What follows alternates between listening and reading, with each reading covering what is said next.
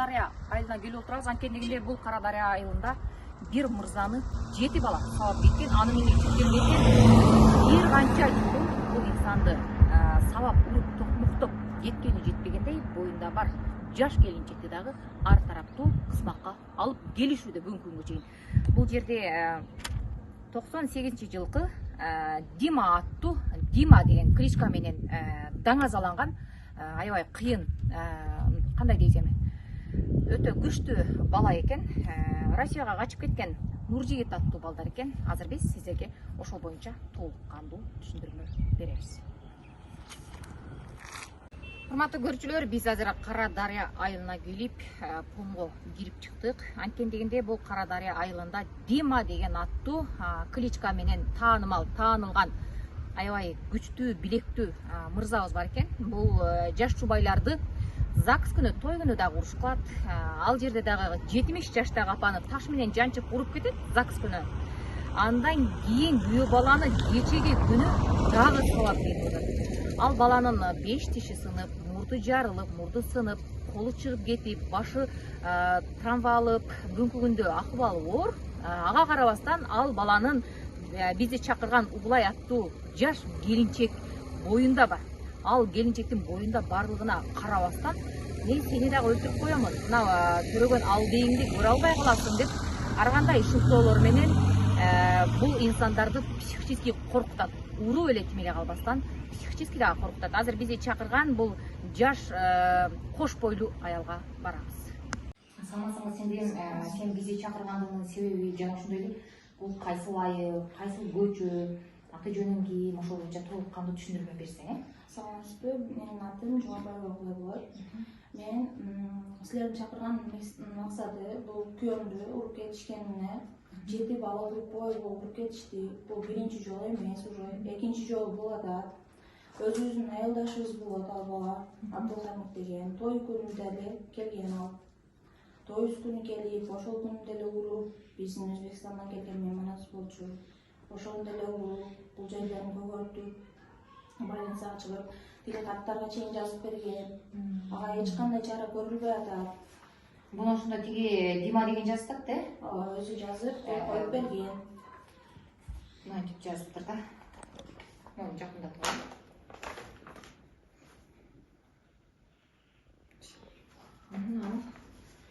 Мен өз негизи боюмда бар. Канча айдан бери кыйналып келем. Той күндөн баштап бизге тынчтык берген жокпулар.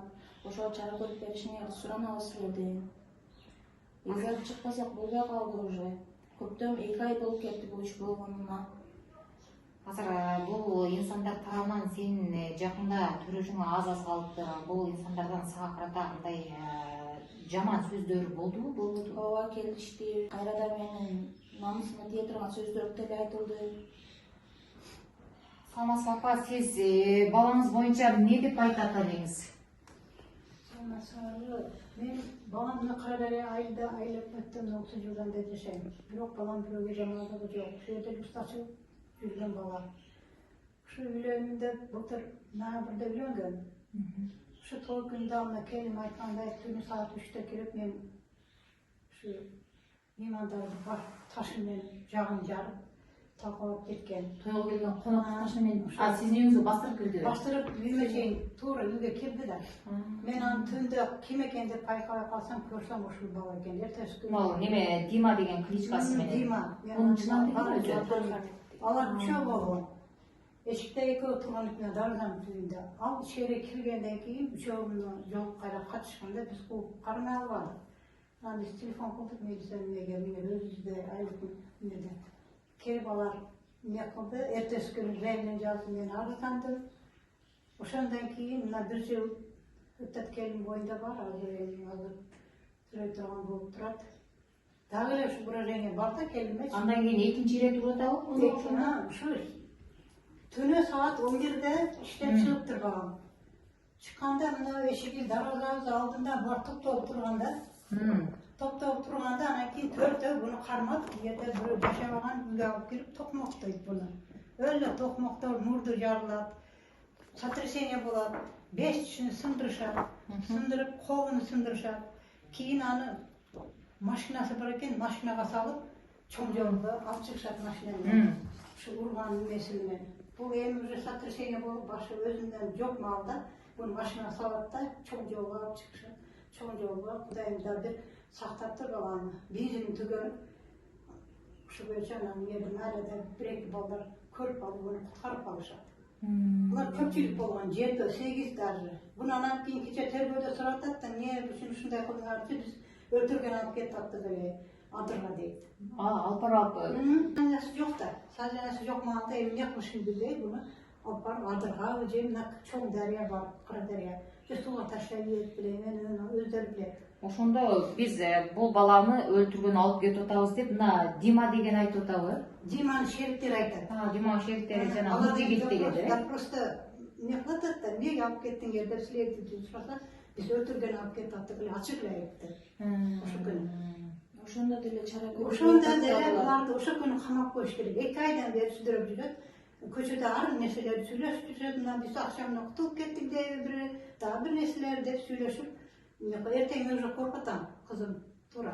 Мисалы мына чара көрбөсө булар камабаса эртең балам бир нерсе кылып кетет. Мен келиним Сөрөйдө эртең турган болот. Бул эми чарасыны көргүлө катуу деп биз айтатабыз. Милицияга баратабыз, анага баратабыз. бул неме покушение убийство болот го. Ошондо деле түшүндүрдүңүздөр буну өлтүрүүгө алып бара жатат. Айтылган. Тергөөчүгө деле айтылган. Ошондо деле чара көрбөй кайрадан каралат деп эле кайра чалып же барсак эле карап атабыз, иш болуп атат, силер кыжалат болбогула деп коет, бизди кайра эле 2 айдан бери сүдүрүп жүрөт ошентип.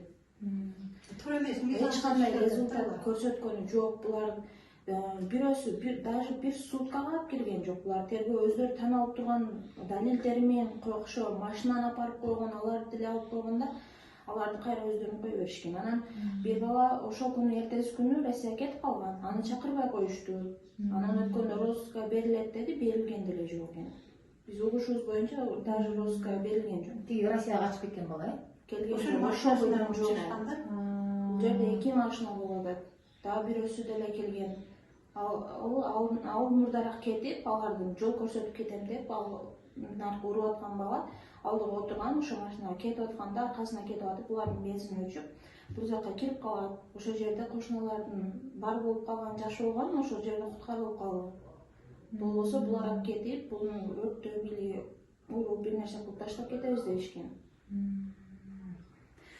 Урматтуу көрүүчүлөр, өзүңүздөр көрүп тургандай, дал бул жерде баланы өлтүрүү максат болгон экен. Азыр бул жерде дал ушул айылдын Кара Дарыянын Чаңгырт таш деген айыл экен. Чаңгырт таш айылында кандай дейт эми, билеги күчтүү 7 инсандын саркар башчысы Дима аттуу кличкасы менен таанымал болгон жигит дал ушул жаш келинчектерден той күнү дагы буларга кандай өзүнүн максатына жетүү үчүн кирип, буларды таппай калат дагы, карыган кемпирди таш менен жыга чалып, аны жарадар кылып, экинчи кирбем, эгер кирсем мыйзам чегинде чара көргүлө деп, дал ушундай кылкатты берип туруп, кайрадан экинчи рет баланы өлтүрүүгө даярданып, уруп кетип атат. Азыркы күндө эми биздин тергөөчүлөрүбүздүн текшерүү иштери боюнча эми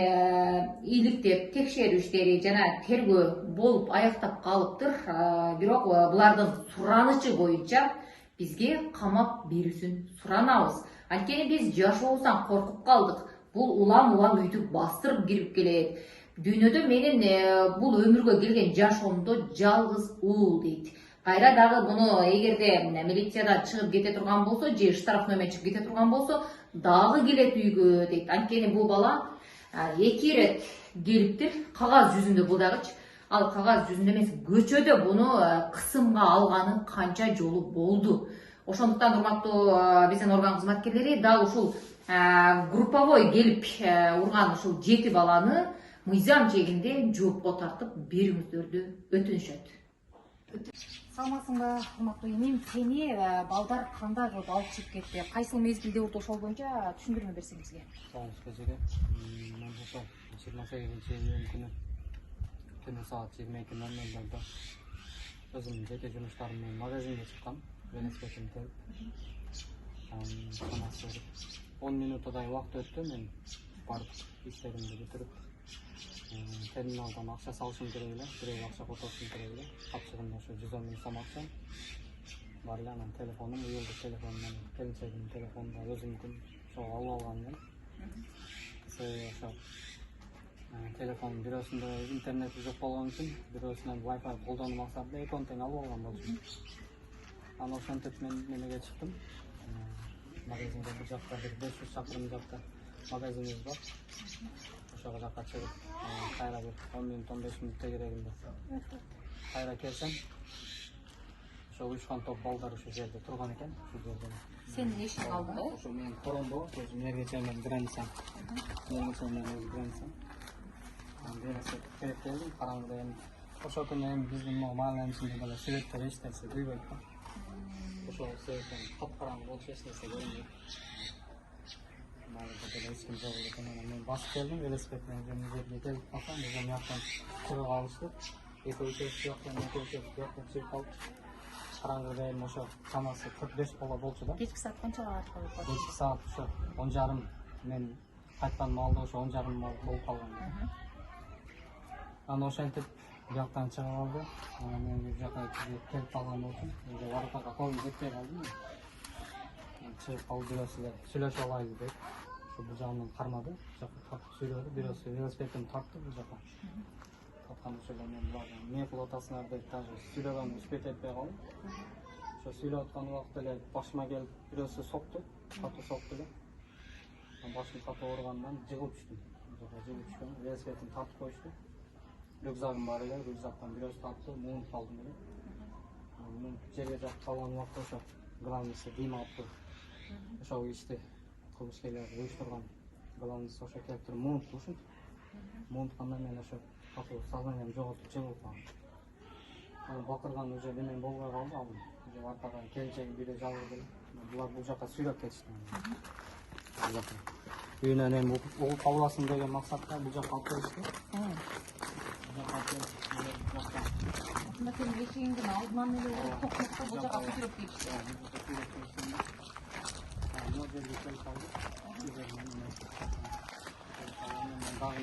Esim oltan özüme kelip ошол учурда буларга каршылык көрсөткөн убакта бакырдым мен. Кашнам аты бар, машинага деп бакырган себепти булар уже үйүндө укпай эле жатышып алган экен. Эч ким уккан жок. Оратасын кармап кетип жол неме кылган үспөт эттим, бирок эч ким чыкпады үйдөн. Ошол себептен анан кийин мени озум катуу неме кылышып, муун түшүп, Жалпы? озумду жаап сүйрөтүп, экөөсү сүйрөп бул жакка кетти. Мен тосконду көрсөтөм дегенде баары ким жетпей. Алар канча балдар болуп калды? Ошол кийин ошол билдим, ошол билген алар жакшы болду. Экинчи көрсөтөм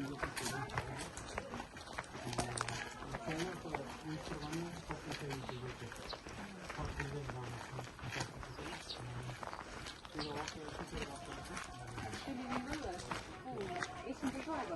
азырынча жашап атат, эми мурда жашабайт эле. Ошол окуяда Sen oğa mesizde yaşagan. өтүм жок. Hazır dele yaşayın. Ушул жерге келгенде мен дагы буларга каршылык көрсөттүм. Каршылык көрсөткөндө эптеп булар дагы күч колдонуп экөөчөсү бул жака алып киришти. Бул жака сүйрөп ошол жака эмне алып келгенде уже мен буларга дагы тоскоолдук көрсөттүм. Шаңа каршы келди. Экөөчөсү уже мен жерге жыгыткан убакта мен кармап ушундай кылып жерге жыгытып, бирөөсү муунтуп, жапкан келди. Ошо Дима аттуубуз келип туруп, мен ошо уже эч нерсеге алым жетпей калган мезгилде келип туруп, кол менен сокку урат мурдума. Сокку урган кезде ошо мурдум сынып кетет, анан 2-3 жолу урганда тиштерим сынып кетти. Ошо эс учум билбей калдым, кыскасы. Кан агып бар жогун алгандай болуп калды. Кой бергиле, менен тергөөгө милицияга деле кайрылбайм. Кой бергиле десем болбой койду, мен сени бүгүн өлтүрүп чыгып кетем. Өлтүргөн келген мен атайын деп. Анан бул жерден анан кийин мен уже эсим үчүн уже жоготуп эмне кылганда булар мени сүйбөйт. Сүйбөйт алып калды. Kamgalı. Жок, ону керек нерсе.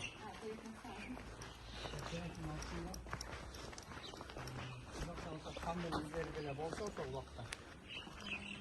Эртеси күнү мен банкага жаткан кезде келинчегим атамдар болуп ошо жерде күрөпкө тапкан ошол. Маржақтан қошыналар қалуатын деп мен бақылған да. Қалуатын деп территориямен атылысы сіздерге отады деп. Бұл жақта қыса уақытта құттар көйлі. Құттамалда сіздерге атылып отырып өтсақ мен. Құдым сіздерде отырған бола. Анан бұлардың эко учасы дайындайды, ана велосипед майдачыға сумкаларын алып келгіле дейді. Балдар алып келіседі, мен бұл жерде қарап тұрғанмын. Ана ошо учурда мен бирөөсү бул жерде көзөмөлгө алып карап турат. Анын колунда ошо бычакты темири бар эле. Ошо мойдуна неме кылганда сабылаш коркутуп жылбай отуруп деп ошентек. Ошол убактан кийин бул жактан Дима келип, карап көзөмөлгө алып келип кетти. Ар келген сайын мени уруп тепкилеп ошентип кетип турду. Булар ошол убакта бул жактан уже машинени күтүп аткан экен. Кара түстөгү Матиз үлгүсүндөгү машина келет бул жакка. Анан ошол убакта булар мени сүйрөп чыгышат. Андан мурда мен бул жакка шеригимен көзөмөлгө алып отургузуп койгон кезде булар дагы чыгып, шериктеримен чыгып мындан бул жакта биздин үйгө жакын да. Бул жактан коронун арка жагынан киришип, дагы үйгө киришет. Ошол учурда келинчегим өзү жалгыз болот. Жалгыз болгон кезде анан келинчегим уже үйдөн чыгып калса бул жактан эки-үч алып бастырып жүрүп атканда келинчегим коркуп кетип эле кайра артка кайтып эшикти култап отуруп алат чөйткөй. Мен ошол учурда анан кийин кайнатама чалат экен да, атасына чалат экен келинчегим. Ушундай үйгө бир жагым кирди, күйөө балаңыз деле жок, бир саат болуп калды деп ошол кезде анан кийин кабар жетет менин күйөө кайнатама. Анан булар ошол убакта кайра кайтып келишет, үйдө эч ким жоктугуна байланыштуу, светтер өчүк болгондон кайра келишет булар. Келип туруп, мен жаныма келет да, мени тааныбатасыңбы деди Дима. Мени тааныбатасың деди, ооба сени тааныбатам мен. Сен Димасың десем, мен сени бүгүн өлтүрүп чыгып кетем, демейм. Келинчегиң төрөлө турган балаң деле көрбөй, менин колумда өлүп кетесиң дегем. Мен айттым, сурандым мен. Мындай кылба, эми эгер менде мындай немең болсо сүйлөшүп алайлы. Абидаң болсо сүйлөшүп алайлы. Тергөөгө деле барбайм, сен үстүңө арыз деле жазбайм. Кой бер ошол жерде жакшылыкта бүтүп кетсин десем, булар бүгүн мен сени өлтүргөнү келдим, 10 күндөн бери даярданып, мен сени бүгүн удачный кармадым деди. Бүгүн менин колумда өлүп кетесиң деди дагы. Мен тоскоолдугума карабастан, кичине эле тоскоолду көрсөтсөм, уруп тепкилешип ушул жерде. Кан беттерим бар жогу неме болуп кеткен, сынган бурдума кайра эле урушуп, беттериме ошо мындай тосуп отурган жерде ошо баш жагыма көп жаракат жеп калдым. Көп удар болгон үчүн.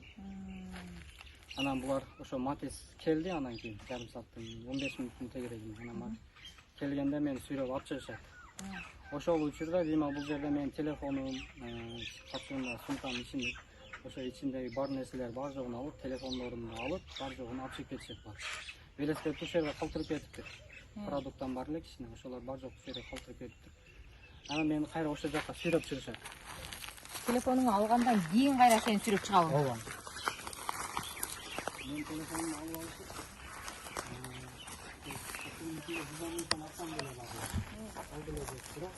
продукты алган чоочуларын ушул жерге таштап кетишти, велосипедмен. Ал картаңдагы 100 миң акчаны кандай которуп? Жок, картамда нерсе жок. Мен антип акчам. Ооба. Сумкамда болчу, башкалай акча жок. Анан булар менен дагы сүйрөп чыгышат.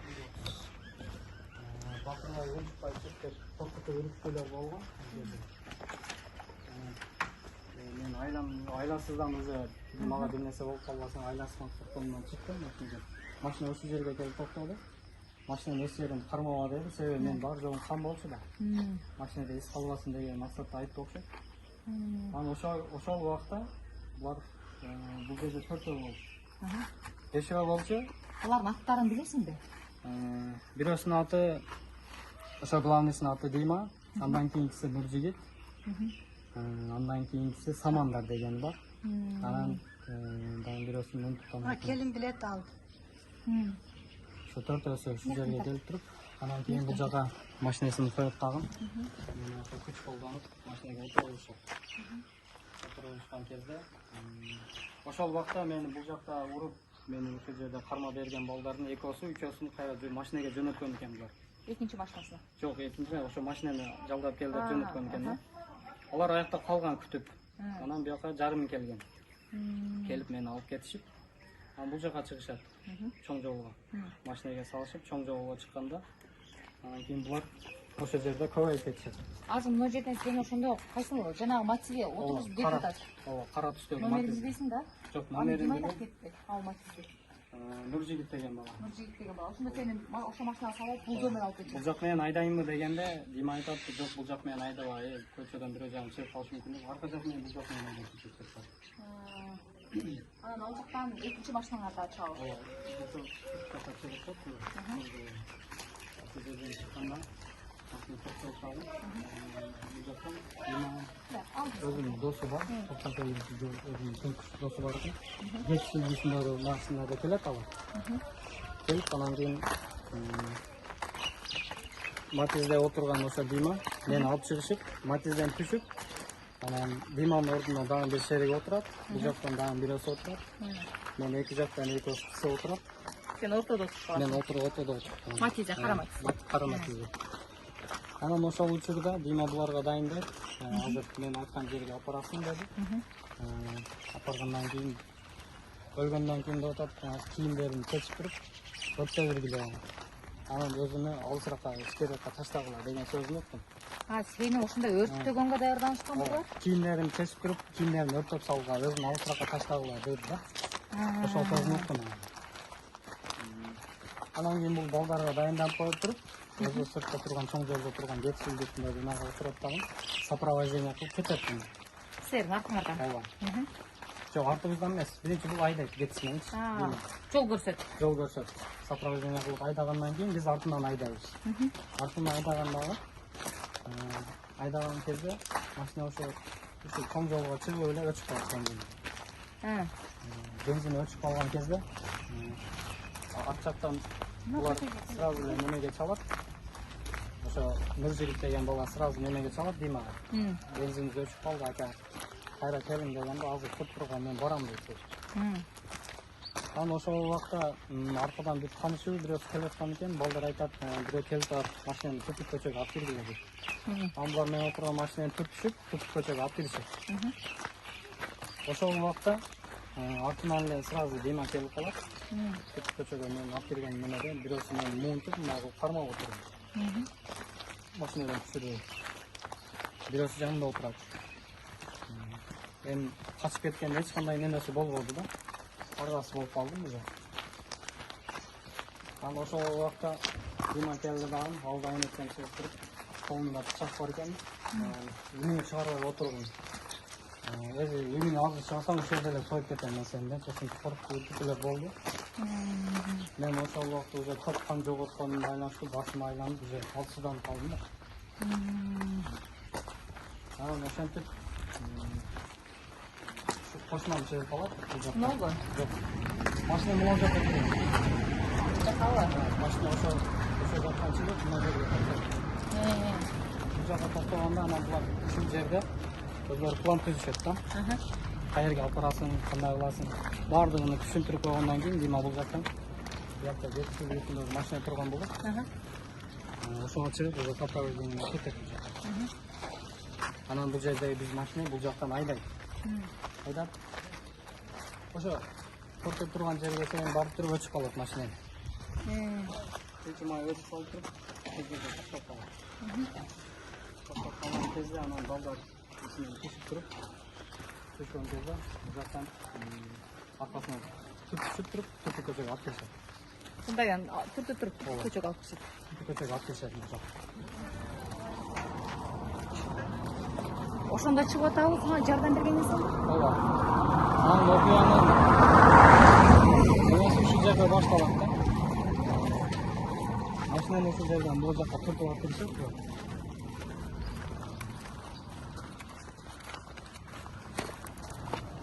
Түртүп машинаны бул жакка алып келгенде ошол убакта деле мына кошунун кадимки алып турганда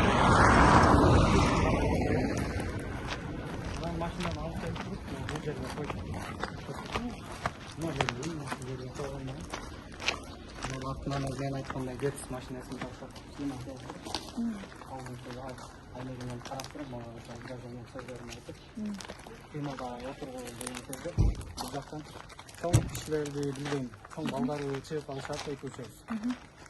Анан ошо чыгып алган маалда бул жака келип Диманын тааныштары экен алар. Сүйлөшүп калышат, өздөрүнчө сүйлөшүп калганда Дима ошол убакта мен отурган компаниягин тосуп турган. Ошол убакта за рулем ошо берки Нуржигит деген бала отурган. Ал деле ошо за рулем отурган. Айнектердин баардыгы жабылган болчу. Мен бакырсам деле угулбайт элем. Алар бул жака чыгып кетишти. Анын артынан эле мына кошон Дайрата деген бала машинасы унасы менен бул жактан чыгып калды. Чыгып калып эле ошо Диманы сүйлөшүп калды. Берки Нуржигит ошол маалда машинаны алып отурушунда за рулем отурган деле түшүп калганынан пайдаланып мени бакырган. Дайрата жардам бериң деп бакырган кезде Дайратанын туруп бул жакта. Не болсо ким менен талашып кетет. Дима менен талашып кеткен учурда анан Дима сразу эшикти ача калып туруп, мен мынтип мунтат. Мунткан кезде эле ошол жерде дагы ушуп сынган мурдуман дагы чоң отуруп чыгат немеге, сиденеге отуруп чыккандай. Анан Дайрата муну таркатып жатат. Тарткан кезде эле шериктер далышып кетеби. Дайрата жабышып муну маракет алып кетип калат. Анан маракет кетип аткан балдар менен кайтып келишип, бизики башталып кетет бул жерде. Мен анан кийин машинадан түшүп, нормалдуу жактаган кезде жактан анан кошунан чыгып калат. Жактагы эжек балдарга тосуп көрсөткөндөн кийин буларга деле неме кылбай анан мен бул жерде жатып калган кезде экөө үчөөсү мен бул жерде шериктер тепкилешип жерде жашып сознанием жок жатып калган. Бул эже чыгып туруп буларды айдап таш менен айдаган кезде анан кийин бул жакта Дайрека деген мага жардам берген баланы бул жака шериктер алып кетип калды. Ал мага жардам бере албай калды эч кимиси. Анан бул шериктер кайра мени көтөрүшүп машинага салганга аракет кылышты. 4-5 аракет кылган кезде мен ошо тоскоолду жаратып машинанын айнегин эшигин тепкен. Тепкен кезде дагы Дайрека келип неме кылып калган кезде буларды дагы тартып кетип калат Дайрека. Ошол убакта булар шериктери бирөө экөө үчөөсү качып кеткен болот, бирөөсү бияка качып кетти. Анан Дима өзү калган кезде мен могу жерде тепкилеп эки шеригим менен бул жакта. Мен алар менен мушташып, андай болуп жерге жыгылып, кошунан Нуржигиттин баракасын кармап калат. Баракасын кармап катып калган кезде анан Медерека чыгып калат бул жактан. Медерека чыгып калган кезде ошо мага жардам берип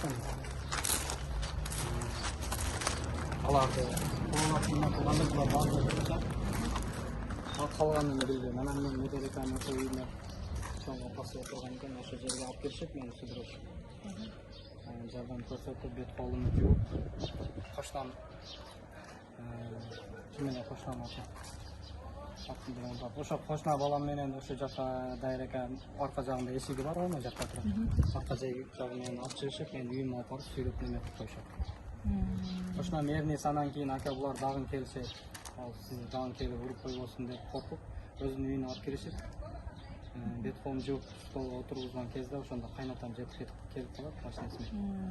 Анан кийин ошол жерде мени жүктөшүп, станцияга кетип аткан жерде анан кайнатам бензин куюп алайын деген максатта ошо заправкага токтогондо ошо мына жерде турган Матис ошол жака барып калган экен. Эки шеригин көрүп калабыз биз аны. Ошол жерде анан кийин дагы ызычуу башталып кетет. Кайнатам алар менен кичине тартышып, ертең тергөөгө сүйлөшөбүз менен деп экөөсүн таанып калат.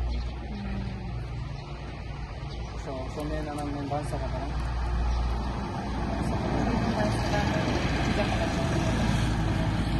Урматтуу көрүүчүлөр, өзүңүздөр көрүп турасыздар, бул деген эми ачык айкын эле покушение убийство деп атат. Бул жердечи өрттөгүлө кийимин деп, анысы эле жетпегендей муну бир нече ирет урулуп атат. Булар групповой болуп атат. Эмне себептен дал ошол мезгилде камабаганыңыздарга мен түшүнө албай турамын. Түшүнүп тамырына жете албай турамын. Бул деген дагы жакшы дал ушул кошунасы болуп, ушул инсанды алып калган. Болбосо дагы бир жаран бул дүйнө менен кош айтышып кетмек. Бул жерде аны менен эле жетпегендей дал бул инсандын сумкасын оодарып, сумкасын бүт баарын текшерип, ал жердеги акчасын дагы уялбай алып койгон. эми не дейт элек, адам баласында деген уят сыйык болбосо өздөрүнө жараша мамиле кылыш керек. Сиздер менен болгон мен Кумшай Аким кызы. Бул видео тасмалар боюнча чара көрүп, бул групповой 7 баланы тең жазага тартасыздар деген үмүттөбүз. Анткени дегенде бул баланы бир эле ирет эмес, бир канча ирет уруп атышат. Алдыңкыда үйүнө чейин бастырып кирип 70 жаштагы апаны да уруп атышат. Дал бул балдарга биз шанс берип койсок, Кара Дарыяда дагы канча инсандын үйүнө бастырып кирип булар урмак. Буларга шанс түзүп, булар менен шериктеш болбостон, буларды жазалоо алдында өтө катаал, мыйзам чегинде катуу чара колдонушуңуздарды мен сиздерден суранам. Саламаттаңыздар. Ошол убакта мен эс учурумду жоготуп жатып калган кезде себеби булар мени ошол жерден кое берди да. Себеби булар бул жерде максат бул жерде болгон эмес. Максат булар мени башка жакка алып барып, Ал жерде өлтүрмөк же бир нерсе кылмак болгон. Булардын эми ою өтө эле жаман болгон. Андан кийин ошол жерге келип мен арам кутулуп ошо кошунамдын менен жардам менен кутулуп калганмын. Аргасынан айласы кетип, булар анан бир шерге келип ошол жерде жатып мага айтып атат, чоңураак таш менен урсаң өлөт деп башына. Чоңураак таш менен өлөт урсаң. Мен классен аны аяктан барып деген максатта ошол жерде эле өлтүрүп койбойсуң деген сөздөрдү сүйлөдү да. ачык Айтып депчи. Андан тышкары сени дөртөгүндө жанагы сумкаңдан алып кеткен акчаларыңды телефондон кайтарып Olsun yaptım, olsun sağım ошо 10 күндүн ичинде эле мени печеньям бүтпөй эле чыгарып калышты.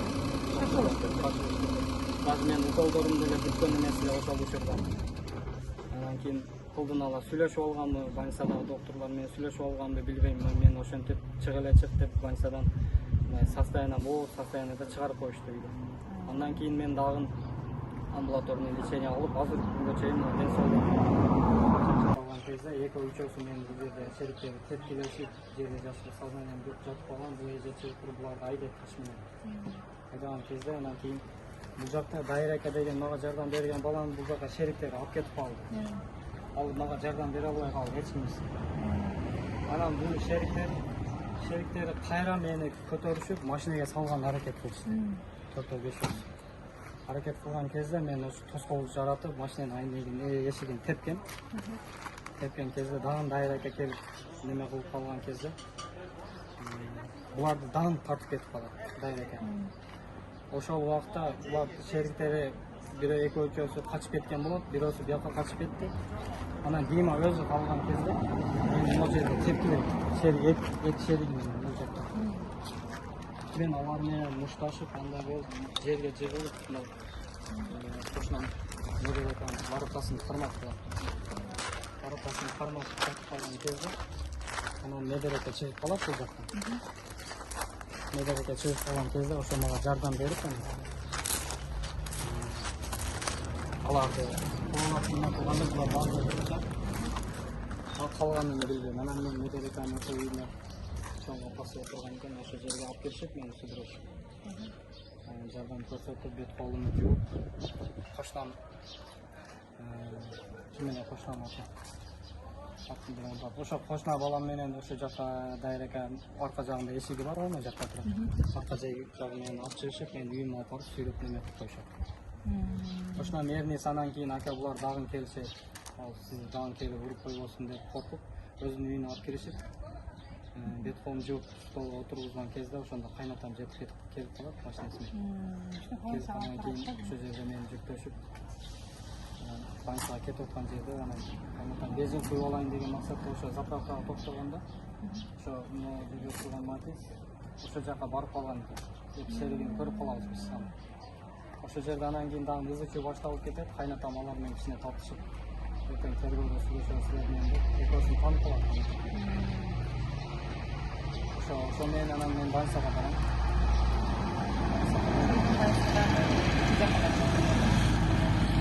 Урматтуу көрчүлөр, өзүңүздөр көрүп турасыздар, бул деген эми ачык айкын эле покушение убийство деп атат. Бул жердечи өрттөгүлө кийимин деп, анысы эле жетпегендей муну бир нече ирет урулуп атат. Булар групповой болуп атат. Эмне себептен дал ошол мезгилде камабаганыңыздарга мен түшүнө албай турамын. Түшүнүп тамырына жете албай турамын. Бул деген дагы жакшы, дал ушул кошунасы болуп, ушул инсанды алып калган болбосо дагы бир жаран бул дүйнө менен кош айтышып кетмек.